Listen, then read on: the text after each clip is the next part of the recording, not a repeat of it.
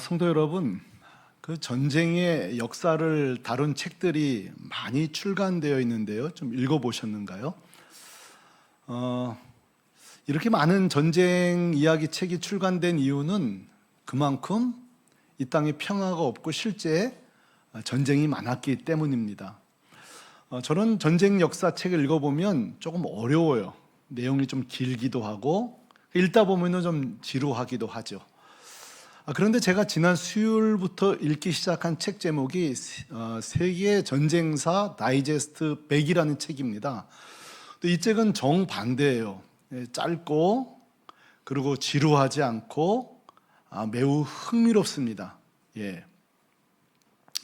그러니까 이 책을 이렇게 읽다 보면은 술술 읽게 되어진단 말이죠. 특별히 이 책 내용 중에 하나는 주된 내용이 뭐냐면은 그 전쟁 이야기 중에서도 전쟁의 판세를 바꾼 결정적인 사건 중심으로 기록되어 있기 때문에 굉장히 흥미로워요.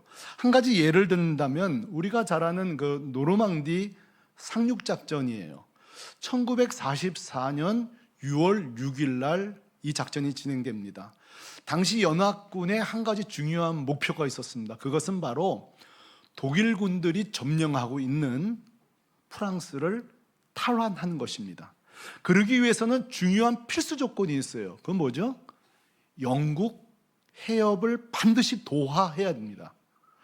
이 건너서 그 노르망디 해변의 5 영역의 교두보를 확보하는 것이 이 전쟁에서 가장 중요한 것입니다. 수많은 사상자에도 불구하고 연합군들이 이 노르망디 상륙에 성공하였고 프랑스를 탈환하게 됩니다. 이것이 바로 역사상 최고의 전략을 사용한 노르망디 상륙작전인데요. 사실 우리 성경에도 보면 결정적인 판세를 뒤집는 2번의 강을 건너는 도하 사건이 있습니다. 여러분 다 아실 거예요. 첫 번째가 바로 홍해 사건입니다. 그리고 2번째가 지금 우리 계속 살펴보고 있는 요단강 도하 사건이에요. 이 2번의 강을 건너는 사건이 여러분 성경에서 왜 이렇게 중요할까요? 첫째, 홍해 사건이 중요한 것은 430년 만에 이스라엘 백성들이 애굽에서 탈출하는 하나님의 구원의 사건입니다. 맞죠? 2번째 요단강 사건은 애굽에서 나오면 뭐합니까? 광야에서 40년 동안 뱅뱅뱅뱅 돌던 이스라엘 백성들이 드디어 언약대로 가나안 땅에 입성하는 소위 언약이 성취되는 놀라운 사건이에요. 하나는 구원의 사건이요, 하나는 언약의 성취의 사건이에요. 그런데 말입니다, 이 홍해 사건과 요단강 도하 사건이요, 하나는 똑같고요, 2번째는 전혀 달라요. 똑같은 거는 뭐냐면 결과가 똑같아요. 둘 다 강을 건넜습니다. 맞죠? 근데 2번째, 강을 건너는 방법은 서로 완전히 달라요. 여러분, 홍해를 건너는 방법은 뭐였죠? 자, 출애굽기 14장 21절 사진과 함께 저 말씀을 우리 같이 한번 읽어봅시다. 시작. 모세가 바다 위로 손을 내밀매 여호와께서 큰 동풍이 밤새도록 바닷물을 흘러가시니 물이 갈라져 바다가 마른 땅이 된지라. 아멘. 이 홍해를 건너는 방법은 매우 단순해요. 뭐죠? 모세가 손이라 그랬는데 실제는 지팡이를 앞으로 딱 내밀 때에 홍해가 쫙 갈라졌습니다. 여러분, 얼마나 놀랍습니까? 너무 놀랍지 않습니까? 성도 여러분, 놓치시면 안 돼요. 이 홍해 사건을 통해 놓치지 않아야 할 게 있어요. 그것은 바로 하나님은 누구시냐는 거예요. 여러분 보세요. 모세, 그 지팡이 하나만 뻗었을 뿐인데 하나님은 그 지팡이를 통해서 홍해를 가르시는 전능하신 하나님이신 줄로 믿습니다. 더 중요한 사실을 좀 알려드릴까 해요. 더 중요한 사실이 뭔지 아세요? 이 홍해를 가르신 하나님이 오늘 우리의 하나님이십니다. 이게 중요한 거예요. 우리는 홍해를 건너는 것을 박수를 칩니다. 환호합니다. 부러워합니다. 부러워할 거 하나도 없습니다. 여러분, 그 모든 꽉 막힌 홍해를 가르시는 분이 하나님이신 줄로 믿습니다. 오늘 하나님께서 여러분의 마음에 눈물을 닦아주시기를 바랍니다. 세임과 용기를 주시기를 바랍니다. 오늘 이 말씀 들으러 나온 거예요. 이 말씀 들으러 나온 거예요. 누가 이런 용기를 줘요? 세상에 누가 나한테 이런 소망을 줘요? 성경은 나의 이야기로 믿을 때 역사가 일어난 줄로 믿습니다. 이거 성경은 남의 이야기가 아니에요. 이 하나님이 내 하나님이시잖아요. 그러니까 홍해를 갈라주시는 이 사건, 이때에 여러분 이런 질문이 필요해요. 홍해가 딱 갈라질 때에 제사장들과 백성들은 뭘 해야 될까요? 여러분 생각해 보세요. 홍해가 갈라졌어요. 제사장과 백성들은 무슨 일을 해야 될까요? 뭘 해야 되는지 아세요? 말씀 보실래요? 출애굽기 14장 13절 상반절 말씀입니다. 제가 읽어보죠. 모세가 백성에게 이르되 너희는 뭐 하지 말고 가만히 뭐라고요? 서서 여호와께서 오늘 너희를 위하여 행하시는 구원을 보라. 뭘 해야 되는지 아세요? 따라합시다. 아무것도 할 게 없다. 자, 홍해를 건너는데 제사장이든 백성이든 손 하나 보탤 게 없어요. 그저 뭐 하는 자세요? 가만히 서서 하나님의 구원을 보라 이거예요. 수동적이에요. 가만히 있으면 돼요. 구원을 보기면 돼요. 백성들이 보탤 일, 제사장이 보탤 일이 없어요. 왠지 아세요? 홍해 사건은 하나님이 전적으로 주도하시는 구원의 사건이기 때문에 그렇습니다. 근데요, 요단강 건너는 방법은 완전 달라요. 여호수아가 지팡이를 내밀지도 않았습니다. 내민다고 해서 갈라진 것도 아닙니다. 제사장이나 백성들이 홍해처럼 마냥 가만히 바라본다고 갈라진 것도 아닙니다. 본다고 갈라지는 게 아닙니다. 이번만큼은 훨씬 더 제사장이든 백성이든 능동적인 순종을 요구하고 있어요. 보는 거, 바라보는 거는 안 돼요. 이제는 뭔가 더 능동적인 순종을 명령하십니다. 먼저 제사장의 순종, 능동적인 행동은 이것입니다. 6절입니다. 같이 한번 읽어보도록 하겠습니다. 시작. 여호수아가 또 대제사장들에게 말하여 이르되 언약궤를 메고 백성 앞에 서서 건너라 하며 곧 언약궤를 메고 백성에 앞서 나아가니라. 아멘. 제사장은 두 가지 역할을 하는 것입니다. 첫째는 언약궤를 어깨에 뭐 하고요? 메고. 보는 걸로 안 돼. 이제 메야 돼요. 그리고 백성들 어떻게 가요? 앞서서. 이것이 바로 제사장들이 하는 일이에요. 자, 이때 여러분 누군가 그럴 거야. 그 뭐 어렵나? 언약궤 그냥 메고 걸어가면 되지. 그게 뭐가 어려워? 천만에 만만해요. 그냥 못 걷습니다. 반드시 큰 믿음의 순종이 필요합니다. 왠지 아세요? 이 요단강을 우리 어린 시절에 뒷동네 내과 생각하시면 안 됩니다. 그 좀 뒤로 한 3보 갔다가 폴짝 뛰면 넘어갈 수 있는 또랑 생각하시면 안 된다고요. 15절에 지금 요단강이 어떤 상황인지 좀 보실래요? 요단이 곡식 거두는 시기에는 항상 언덕에 뭐라고요? 언덕이 사람보다 높거든요. 멈췄다는 거예요. 여러분 이거 참 얄궂지 않나요? 요단강 수위가 제일 낮을 때 건너면 얼마나 좋아? 물이 좀 잔잔할 때 무릎까지 올 때 건너면 얼마나 좋아? 아니 하나님 시기를 택해도 이때 택해야 돼요? 곡식 거둘 때에 넘쳤다라는 거예요. 제일 어려울 때예요. 제일 심각할 때예요. 가장 위기의 때예요. 근데 여러분 보세요. 사람의 힘으로, 사람의 능력으로, 자연적인 환경으로 불가능할 때, 우리 눈엔 불가능할 때 하나님은 그때가 하나님의 일을 시작하신 때인 줄로 믿습니다. 이게 신기한 거예요. 이게 놀라운 거라고요. 저는 늘 생각해요. 인생은 끝까지 가봐야 된다는 거예요. 하나님의 일은요, 끝까지 가봐야 돼요. 길고 짧은 거 뭐 해봐야 돼요? 대봐야 하는 거예요. 무슨 뭐 하나님이 언덕이 물이 좀 높으면 좀 애먹으시고 낮으면 수월하신가요? 천만에 만만에 천하를 덮어도요 하나님이 가르면 가르시는 거예요. 어쨌든 다시 본론으로 와서 언덕에 차요. 그러니까 지금 어깨에 언약궤를 메고 이거 지금 발을 담그는 게 이게 쉬운 거예요? 어려운 거예요? 어려워. 발을 담가야만 갈라진다니까요. 홍해 때는 먼저 가르쳐서 갈라진 걸 건너가는 거예요. 성도 여러분, 솔직히 갈라진 걸 걷고 싶어요? 내가 밟아야 갈라지는 데 가고 싶어요? 무르나만 하지. 딱 누가 갈라놓은 데에 마른 땅에 이야 수족관이네. 양옆에 수족관으로 바뀌어. 이게 좋아요? 아니면 아니 진짜 갈라져 마라? 갈라져 마라? 아마 가위바위보에서 네가 먼저 해 내가 먼저 그랬을지 몰라요.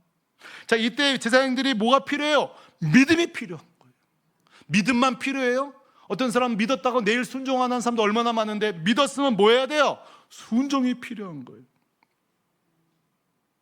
그러니까 지금 이 제사장들이 믿음 없으면 절대 못 건너갑니다. 순종 없으면 절대 발을 못 담근다는 말이에요. 우리는 모두 다 지팡이 신앙을 원합니다. 내가 열심히 순종하고 믿음보다는 누가 좀 갈라줬으면, 내가 기도한 것보다 누가 좀 기도해서 내 인생을 좀 갈라줬으면. 우리 다 이래요. 다 지팡이 신앙이에요. 근데 여러분 여기서는 아니에요. 능동적으로 믿음으로 순종하는. 그러면 이런 질문이 나오잖아요. 아니 하나님 홍해 때는 좀 갈라주시고 건너, 이번에도 마찬가지예요. 이번에도 좀 갈라주시고 여호수아가 지팡이로 이렇게 하고 건너 얼마나 좋아? 그런데 한번 생각해 보세요. 왜 홍해 때는 갈라주시고 요단강은 안 갈라주셨을까? 왜 그랬을까? 그때는 되고 지금은 왜 안 될까? 여러분 생각해 보세요. 그 이유가 있습니다. 여러분 홍해 때는요 430년 동안 하나님 없이 애굽의 열신을 섬기고 산 인생이에요. 몇 년 동안요? 430년. 43년도 아니고 4년도 아니고 430년 동안 강산이 도대체 몇 번 바뀐 거예요. 그리고 애굽의 열신을 섬기고 있는 거예요. 열신을. 이 홍해를 건널 때엔 하나님이 믿음을 보여주는 거예요. 순종을 요구하는 게 아니라 일단 구원을 경험하게 하시고, 하나님이 누구신지, 얼마나 전능하신지, 하나님이 얼마나 구원자이신지, 하나님이 얼마나 우리 삶 속에 아버지 되시는지를 보여주는 사건이에요. 그러나 요단강은 달라요. 애굽에서 출애굽한 뒤에 몇 년 동안 광야를 뱅뱅 돌았죠? 40년 동안.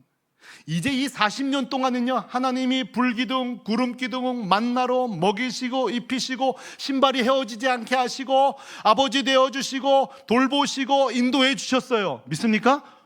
그러면 이제는요 그 출애굽 때와는 달라요. 아버지가 누군지를 알아요. 믿음이 뭔지를 알아야 돼요. 순종이 뭔지 알아야 돼요. 이제는 그때와 달라요. 이제는 요단강 때는 이제 순종하면서 하나님의 역사가 나를 통해 드러나면서 순종하며 믿음으로 이제는 우리가 돌파해야 되는 거예요. 잠시 후에 치밀하게 이 말씀을 더 적용해 보기로 하고요. 제사장은 어깨에 메고 앞서가는 거라고 그랬어요. 그렇다면 그 다음에 백성들이 할 일은 뭘까요? 백성들도 또 할 일이 있더군요.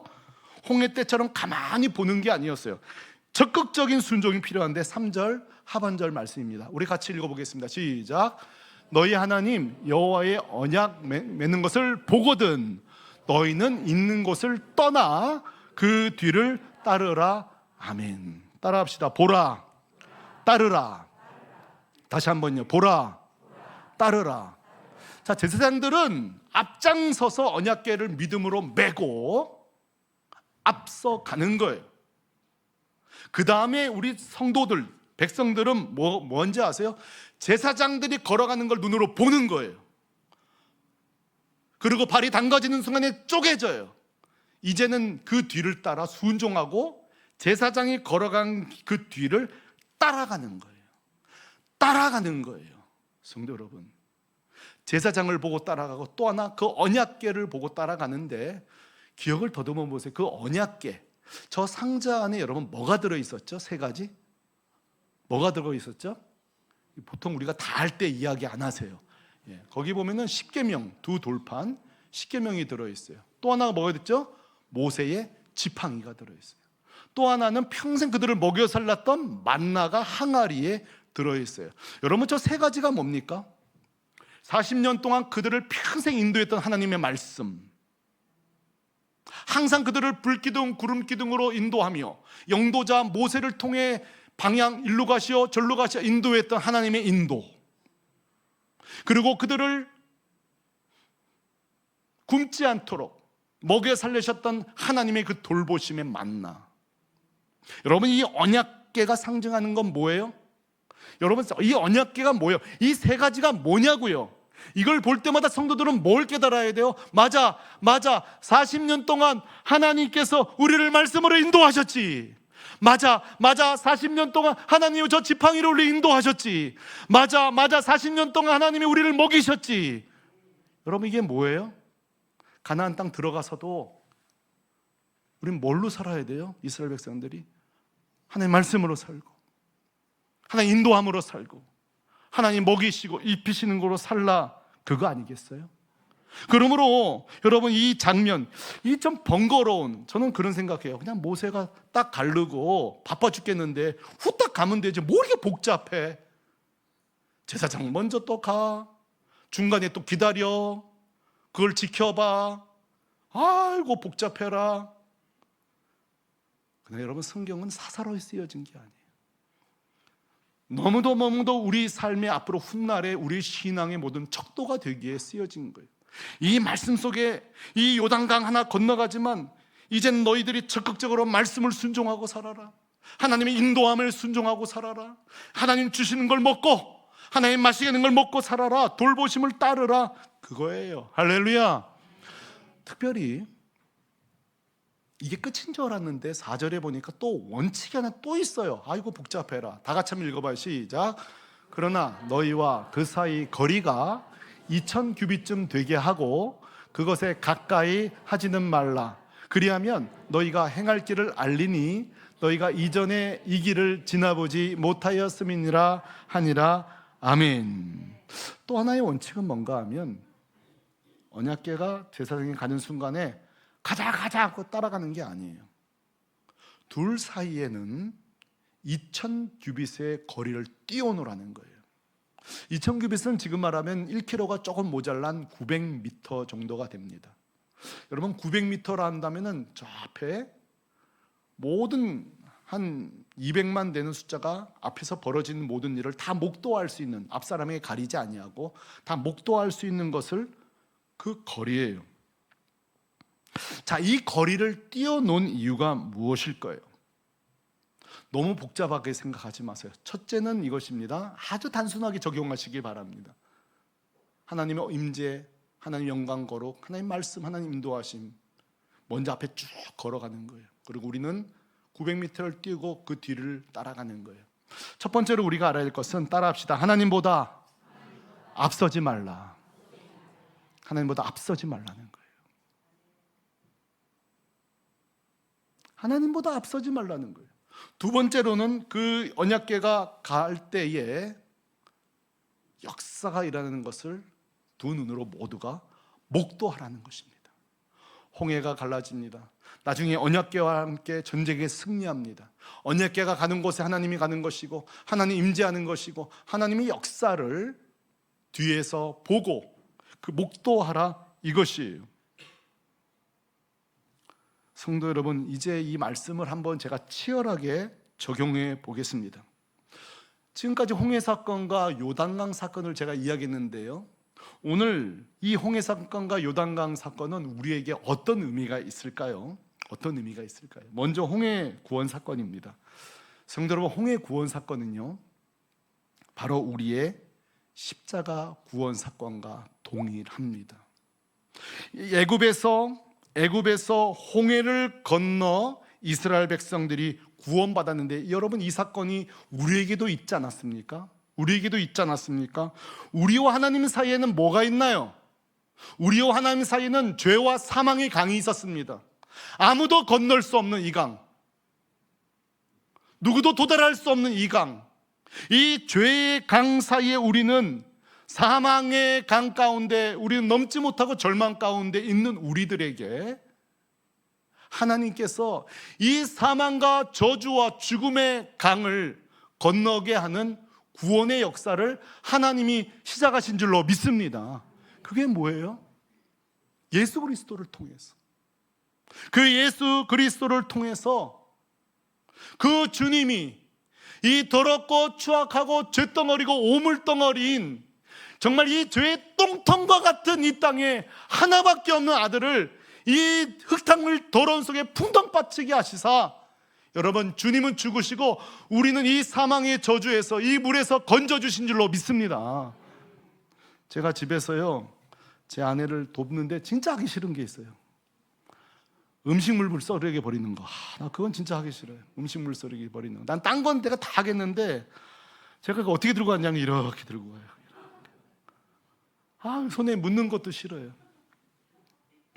네. 근데 여러분, 너무 나를 나쁘게 쳐다보지 마세요. 여러분 다 그 비슷하지 않아요? 네.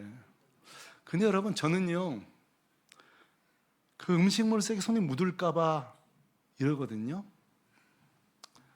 근데 우리 주님은 그 더러운 똥통 속에 들어오신 거예요. 우린 만지기도 싫고 튀기는 것조차 싫어하는 이 죄에 오염된 이 땅 속에 주님은 들어오신 거예요. 그리고 우리를 죄와 사망에서 건져주시는 거예요. 예수님은 십자가의 죽으심으로, 여러분, 우리 예수님 보세요. 하늘 영광 버리고 이 땅에 오셔서 우리 대 십자가의 죽으심으로 우리 구원이 되어주셨어요. 여러분, 이 홍해를 건넌 것처럼 우리가 예수님의 능력으로 죄 사함 받고 이 죄의 홍해를 건너게 된 줄로 믿습니다. 제가 질문할게요. 홍해를 건널 때에 제사장이나 백성이 한 일이 하나도 없던, 보탠 것이 하나도 없던 우리의 구원도 마찬가지예요. 하나님이 우리의 구원을 계획 세울 때 누가 도와준 사람이 있어요, 여러분 중에? 뭐 좀 보탠 일이 있어요? 예수님이 우리를 위해 이 땅에 오셔서 십자가 지실 때에 보탠 사람이 있어요? 그 십자가 질 때 누가 따라간 사람이 있어요? 대신 십자가 진 사람이 있어요? 누가 있어요? 보탠 사람이 없어요. 우리는요, 정말 진짜 그래요. 가만히 있어 주의 구원을 우리가 누리게 된 줄로 믿습니다. 그러니까 여러분, 홍해 사건은요, 과거에 벌어진 일 아니라 이미 우리에게 벌어진 일이에요. 죄와 사망의 홍해에서 건져주신 거예요. 그래서 여러분, 우리는 구원을 세 가지 별명을 붙이곤 합니다. 여러분, 구원이 뭔지 아세요? 따라합시다. 하나님의 선물. 에베소서 2장 8절에 이렇게 나와요. 너희는 그 은혜에 의하여 뭐로 말미암아? 믿음으로 말미암아 구원을 받았으니 이것은 너희에게서 난 것이 아니요 하나님의. 왜? 우리는 보탠 게 없으니까. 이 구원에 대해 우리가 한 일이 아무것도 일도 한 게 없으니까. 두 번째로 구원의 별명이 뭔지 아세요? 따라합시다. 하나님의 긍휼. 긍휼이 뭔지 아세요? 줄 필요가 없는데 불쌍히 여기서 주는 게 긍휼이에요. 디도서 3장 5절 말씀. 우리를 구원하시되 우리가 행한 바 의로운 행위로 말미암지 아니하고 오직 그의 뭐를 따라? 중생의 씻음과 성령의 새롭게 하심으로 하셨으니 아멘. 마지막으로 구원의 또 하나의 별명은 따라합시다. 하나님의 은혜. 하나님의 은혜. 에베소서 1장 8절 우리 다 같이 읽습니다. 시작. 이는 그가 사랑하시는 자 안에서 우리에게 거저 주시는 바 그 은혜의 영광을 찬송하게 하려는 것이라. 아멘. 성도 여러분, 하나님의 구원은 선물인 줄로 믿습니다. 긍휼인 줄로 믿습니다. 은혜인 줄로 믿습니다. 우리가 한 게 아무것도 없어요. 그러나 여러분, 요단강 사건은 무엇입니까? 우리가 이제 구원받은 후에 요단 건널 때에 제사장과 백성들이 순종하면서 믿음의 결단으로 전진하가듯 우리도 마찬가지예요. 오늘날 우리가 예수 믿고 구원받았다면 이제는 우리는 능동적으로 주 앞에 순종하고 믿음으로 기도하고 능동적으로 말씀의 지도를 받고 성경 공부도 하고 하나님 뜻이 무엇일까 막 사모하고 찾고 찾으면서 믿음으로 걸어가는 게 오늘 우리들이에요. 그런데 지금도 여러분 지팡이 신앙이 있어요. 우리 엄마 아버지가 나 위해 기도해 주겠지, 좋은 일 생기겠지. 자꾸 모세의 지팡이 찾는 사람이 있어요. 어떤 사람은 자기는 기도도 안 하고 큐티도 안 하고 말씀도 안 보면서 저를 위한 말씀 좀 주세요, 저를 위해 좀 지팡이 좀 방향 좀 제시해 주세요. 전문용어로 날로 먹으려는 신앙생활, 날로 먹으려는 신앙생활. 왜 자신을 여러분 그렇게 여러분 신앙생활 하세요? 우리에게는 이제 하나님의 말씀이 있잖아요. 우리가 기도할 수 있잖아요. 성령의 인도하심이 있잖아요. 하나님 그걸 원하세요. 또 우리 앞에는 우리 교회 공동체 안에 믿음으로 앞장서서 걸어가는 분들이 계시잖아요. 우리가 할 일은 이제는 어디 지팡이 없나, 어디 모세 지팡이 없나가 아니라 누군가는 믿음으로 앞장서서 교회에서 나가는 그런 앞장서는 성도가 나타나야 될 줄로 믿습니다. 또 우리 청년들이 야, 우리 장로님이 저렇게 사시는구나, 그걸 따라하고 우리 샘터지가 저렇게 사는구나 따라가면서, 그렇죠? 한쪽으로는 믿음으로 치고 나가고 또 하나의 그 다음 그룹들이 우리도 저렇게 살아야 되겠구나, 그렇게 믿음으로 걸어가는, 이게 여러분 건강한 공동체, 이게 진짜 구원받은 공동체예요. 누군가는 제사장처럼 걸어가야 돼요. 누군가는 백성들처럼 그 뒤를 따라가 줘야 되는 거예요. 한번 여러분 적용 질문을 드려봐요. 나는 최근 믿음으로 이렇게 막 앞장서 간 적이 있는가? 우리 교회에서 말이에요. 여러분 가정에서 믿음으로, 불가능한 일인데 주의 응답을 받고 믿음으로 걸어간 적이 있는가? 나는 담임 목사로서, 장로, 권사, 안수집사로서 모범이 돼서 여러분 좀 앞장서 가고 있는가? 기도에 앞장서 가고 있는가? 말씀 보는데 앞장서 가고 있는가? 성도 여러분, 조금 부담을 가지셔야 돼요. 담임 목사는요, 부담을 갖고 살아야 돼요.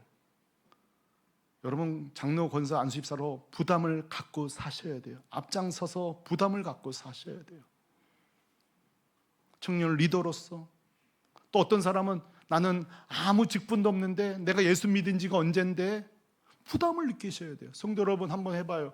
여러분 예수 믿은 지 10년, 20년, 30년, 저는 보니까 예수 믿은 지 40년 산 성도예요. 40년 산. 그럼 저는요 40년짜리 신앙은 돼야 되는 거 아니겠어요? 목사 이전에 누가 집사님, 목사님 좀 더 앞장서 이런 말 하기 전에 내 스스로가 좀 부담을 느끼게 되는 거 아니에요?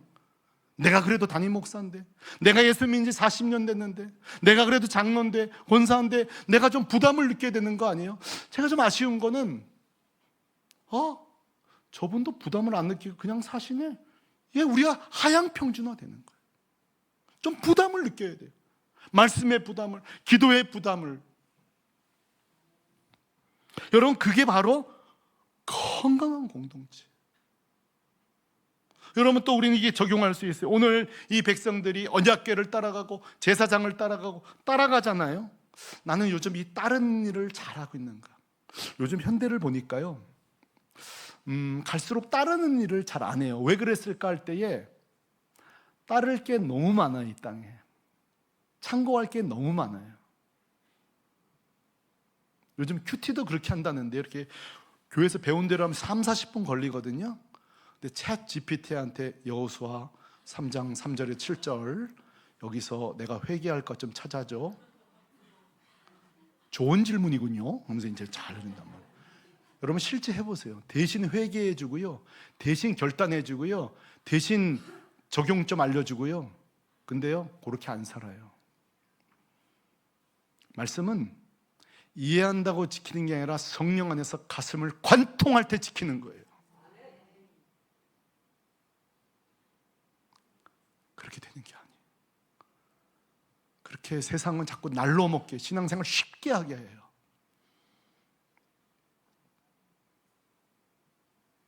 절대 안 돼요. 요즘 또 이런 것도 있어요. 남 보고는 나를 따르러 하면서 자기는 절대 안 따라요. 내가 주도권을 잡고 내가 하는 일에는 막 따르게 하는데요, 남이 하는 건 또 안 따라요. 글쎄 이게 뭐라고 규정해야 될런지, 그걸 뭐라고 해야 될까요? 감사한 것은 최근 저희 교회는 이 믿음으로 살려고 몸부림치는 분들이 여러 분 계셔서 제가 참 감사해요. 저희 교회 장사하는 분들이 여러 계신데요, 한 분은 보니까 매상 매출 수입이 좀 줄더라도 좋은 재료를 쓰려고 애쓰시더라고요. 뻔하거든요. 그 재료 쓰고 그런 과정 거치면 원가 절감이 안 돼요. 근데도 좀 감동이 느껴져요. 참 이 그리스도인 됨이 재료 하나 쓰는데도 달라지는 거예요. 우리 교회 여러분 일부 예배는 여러분 안 나오시 모르겠지만 일부 예배에 우리 좀 사연 많은 분들이 일부 예배 드리고 출근합니다. 출근 안 할 수 없으니까. 근데요, 악착같이 일부 예배 드리고 출근합니다. 귀한 분들이에요. 저희 교회 서비스하는 분들이 많습니다. 서비스업 하는 분들이. 그런 분들이요, 주일 성수한다는 거 결코 쉬운 일이 아닙니다. 그 매상이 몇 고절 나는 일 하는 분인데도 주일 참 사투를 벌이면서 애씁니다. 이번 주 제가 문자 하나를 받았습니다. 미안한 거는 그 문자 받고 제가 답장을 온전히 못했어요. 계속 대신방이 있다 보니까 좀 핑계긴 합니다만 그 내용은 이런 거였어요. 목사님, 제가 지금 참으로 거절하기 힘든 제안을 받았다는 거예요. 거절하기 힘든 이직 제안을. 그래서 지금 기도하고 있는데, 그래서 내가 이제 그럼 제가 좀 성실하게 그렇게 되냐 얘는 답장을 못한 거예요. 근데 벌써 답장 전에 결론이 왔어요. 목사님, 아무리 생각해도 내가 이 제안을 못 받을 것 같습니다. 제가 주일 성수해야 될 것 같습니다. 문자를 받았어요. 여러분, 제가 어떻게 쓸 것 같아요? 그 문자 받고 답장은 옳게 못했지만 제가요, 여러분 목사는요 이렇게 성도들이 믿음으로 살고 달려들잖아요. 목사는 어떻게 하는지 압니까? 제가 그 가정을 위해서 지금 새벽에 죽을 똥살똥 기도합니다. 이게 왜 저한테 이게 부담이냐면 마치 문자에 이렇게 느껴져요. 나 이렇게 결정했으니 목사님 책임지세요. 나 가르칠 대로 순종할 테니, 난 이렇게 들린다니까요. 부담돼요 사실. 목사님, 나 이렇게 순종할 테니 그런 문자는 하나도 기도해 주세요 하지만 제가 해석하면 책임지세요 이렇게 들려요. 책임지세요. 제가요 죽을 똥살똥 기도합니다. 정말 감사한 것은 그게 또 저를 살려요. 최근요 교회에 좀 또 감사한 것은 제 방에 오고 바로 미치다 보니까 아침, 점심, 저녁에 기도하는 오는 분들이 있어요. 청년도 있고요. 이번엔 누군지를 몰라요. 기도 소리만 들리지. 근데 그렇지 않겠어요? 그 아침에 온다는 거 그게 맨정신이겠어요? 점심에, 저녁에 온다는 게 그게 맨정신이겠어요? 그냥 그 부르짖는 소리만 듣는 거예요.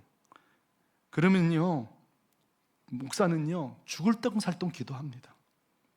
주님, 도대체 뭔 내용으로 기도하는지 모르나 불쌍히 여겨 주옵소서. 여러분, 이게 뭐예요? 이게 누가 여러분 이걸 시켰어요? 누가 기도하라고 했어요? 그냥 믿음으로 기도하는 거예요. 믿음으로 기도하는 거예요. 우리 교회 형편이 어려운데도 헌신하는 분들, 수입이 별로 없는데도 헌금하시는 분들 보면요 제가 막 그래요. 주님, 믿음대로 되게 하여 주옵소서. 믿음대로 되게 하여 주옵소서. 기도하는 거예요. 오늘 이 말씀은 우리 청년들에게도 적용됩니다. 여러분, 우리 청년들은 어쩌면 인생의 최고 전성기를 맞이하고 있다고 생각해요. 우리 청년들 외모를 보세요. 얼마나 부러워요. 참, 우리도 저랬던 적 있지 않습니까? 젊죠. 새로운 생각이 있죠. 빠르죠. 아이디어도 있죠. 건강하죠. 지금 제가 보니까 이 청년 때의 가장 인생의 최고 전성기로서 참 거칠 것 없이 달려가는 가속력이 붙은 시기예요. 누구도 말릴 수 없는 멋지게 뻗어나가는 시기가 청년부예요. 그러나 여러분, 청년 여러분, 여러분에게도 취약점이 있습니다. 그게 뭔지 아세요? 빠른 건 좋은데 하나님보다 앞서가는 것입니다. 순발력은 좋은데 하나님보다 앞서가는 것입니다. 말씀보다 앞서가는 것입니다. 기도 없이 앞서가는 것입니다. 하나님의 말씀에 묵상 없이 앞서가는 것입니다. 가속력부는 악셀레이터인데 브레이크가 없는 거예요. 멈춰서서 하나님보다 앞서지 않고 주님 말씀하시면 걸어가는 그 순발력, 그 순종, 믿음의 삶은 부족한 거예요. 청년 여러분, 우리 어르신 세대, 우리는 여러분보다 느려요. 순발력도 느려요, 생각도 느려요, 기억력도 약할지 몰라요. 그러나 우습게 보지 마십시오. 하나님 앞에서 그래도 말씀 뒤에서 따라가려고 애쓰는 노련함이 있습니다. 겸손함이 있습니다. 그래도 말씀대로 살아갈 몸부림이 있습니다. 우리가 서로 배우면 어떡할까? 얼마나 좋을까요? 우리는 젊은 세대의 그 용맹함과 속도를 배우고, 우리 젊은이들, 어른들의 그 말씀보다 앞서가지 않고 가는 그 순서를 배우고. 오늘 스승의 날이잖아요. 저는 스승이 누구냐? 앞뒤 좌우 누구나 스승이 될 수 있습니다. 공자는 말했습니다. 세 사람만 같이 걸어도 꼭 배울 사람이 있다고.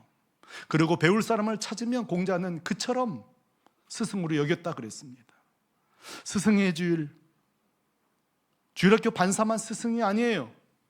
우리 모두 다 영적 스승이 되어야 합니다. 오늘 제사장들이 기도에 앞서가고 순종에 앞서가고 믿음에 앞서간 것처럼 우리 새물결교회는 나이, 연령, 학벌, 남녀노소 관계없이 영적으로 앞서가는 상호간의 도전을 도는 스승이 되기를 소망합니다. 동시에 또 우리는 학생이 되어야 돼요. 믿음의 스승들을 바라보면서 겸손하게 따라가는 것입니다. 오늘 이따가 같이 부를 찬양, 오늘 이곳에 계신 성령님, 여러분 이 찬송 가사 중에 이런 문장이 나옵니다. 주님보다 뭐하지 않고 앞서지 않고. 겸손하게 뭘 기다려요? 기다리는. 이게 오늘 설교의 결론입니다. 이게 우리의 결론입니다. 우리가 이 땅에 조급하고 초조하고 불안하고 불확실한 이 시대일지라도 그 하나님의 인도하심과 하나님의 구원을 바라보면서 믿음으로 순종하되 주님보다 앞서지 아니하고 주의 말씀을 따라가고 순종하고 그 말씀 뒤쫓아가는 우리 새물교회 모든 교우 되시기를 주님의 이름으로 축원합니다. 축원합니다. 우리 다 자리에 일어나십시다.